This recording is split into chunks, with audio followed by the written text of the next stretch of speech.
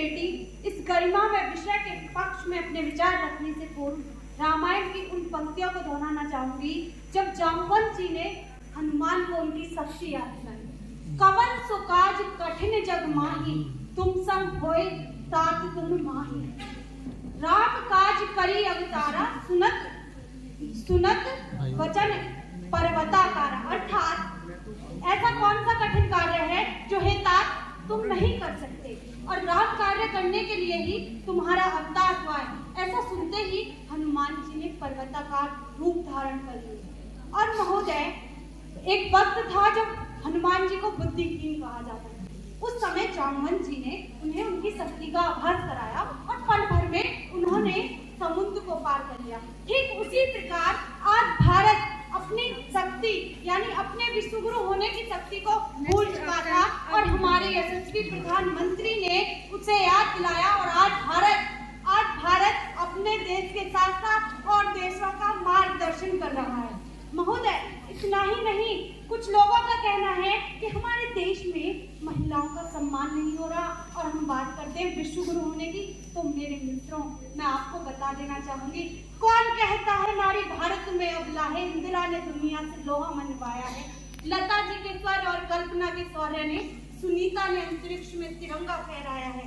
लड़ना लड़ाना हो या पलना पड़ना हो, नारी ने तो भारत का बड़े बड़े पहलवान पति भी न बन पाए, महिला ने राष्ट्रपति बन के दिखाया।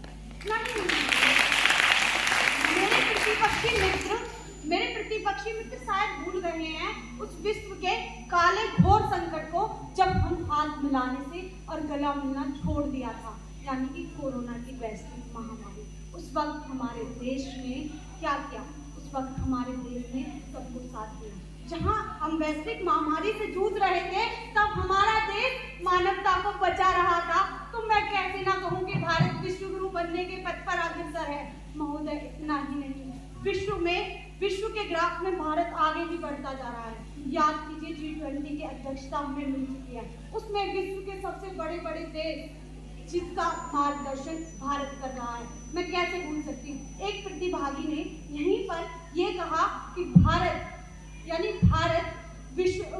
उसने कहा कि क्या नाम है, भारत जो है विश्वगुरु वो होता है जिसकी सब बातें सुने। मैं उन्हें बताना चाहूंगी, जहां दो देश आपस में युद्ध करने में सम्मिलित हो और वो चाह रखते हैं कि भारत के साथ हमारे संबंध ना बिगड़े, जब ऐसे विचार हमारे सामने निकल के आते हैं, तब मुझे लगता है कि भारत विश्वगुरु बनने के पथ पर अग्रसर है।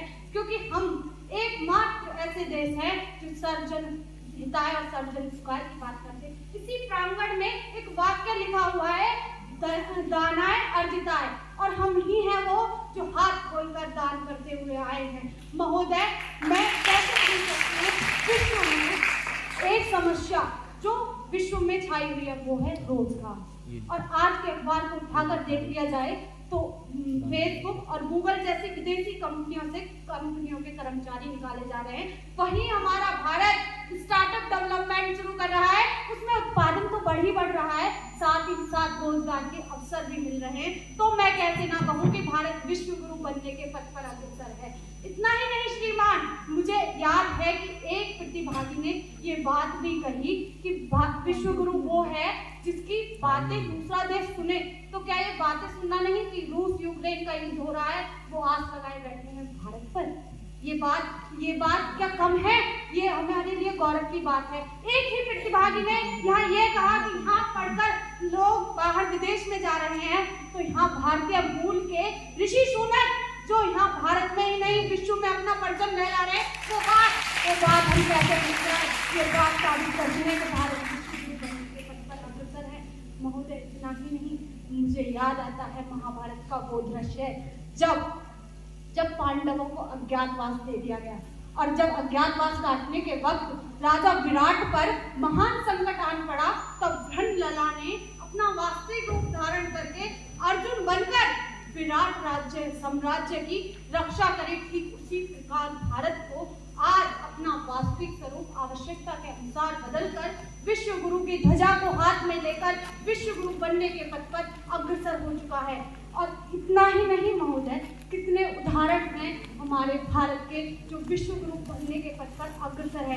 हमारे ही घरों में जो कथा होती है, सिर्फ एकमात्र देश ऐसा है जिस घर में, हर घर में ये कहा जाता है कि विश्व का कल्याण, विश्व के कल्याण की कामना करने वाला वो देश कैसे पीछे रह सकता है। वो तो भारत विश्व गुरु बनने के पथ पर खुद ही अग्रसर है। महोदय, इतना ही नहीं, मैं एक बात और कहना चाहूंगी। जब युद्ध में सम्मिलित उन देशों को हमारे देश से इतनी आस है, तो हमने भेजे हैं सिकंदर, सर झुकाए माथ खाए, हमसे भिड़ते हैं वे जिनका मन धरा से भर गया है। जूझना यमराज से आदत पुरानी है हमारी, उत्तरों की खोज में फिर एक नचिकेता चला है, उत्तरों की खोज में फिर एक नचिकेता।